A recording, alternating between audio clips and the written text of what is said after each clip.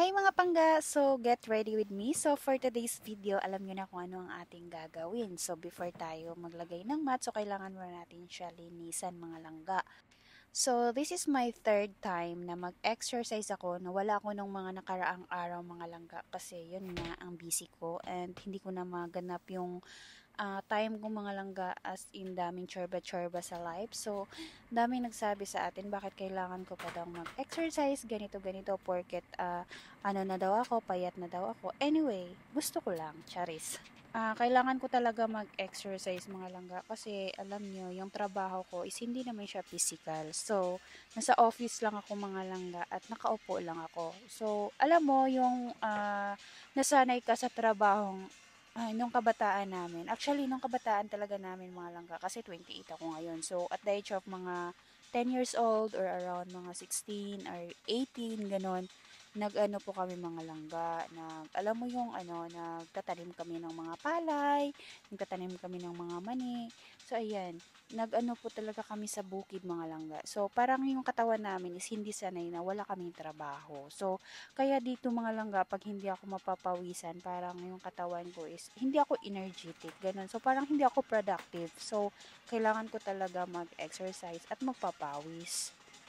Kasi ang sabi nila mga panggang, pagkakaalam ko is, ang pag-exercise ay pwede naman po daw sa payat at pwede din daw sa mataba. So, actually, maganda din siya sa health natin mga langga. Kaya kailangan natin mag-exercise.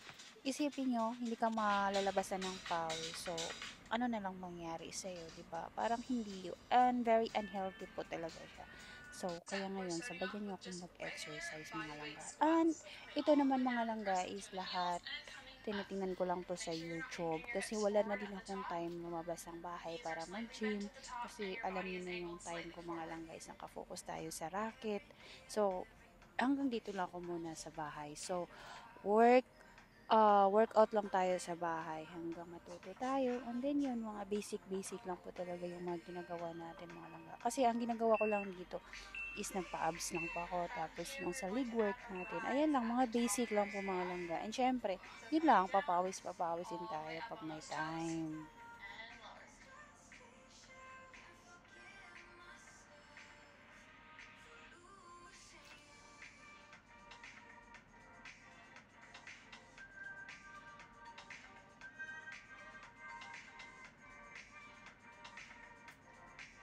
Make sure you're stretching those legs, going all the way up on those toes.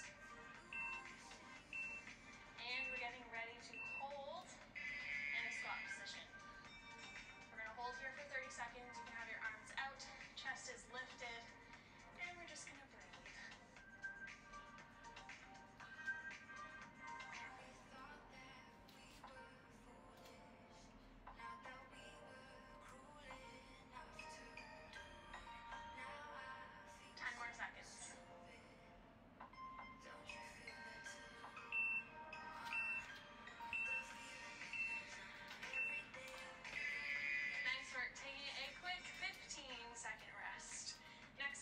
Some side lunges, so legs are nice and wide. You're going to sit back into your lunge. Sit in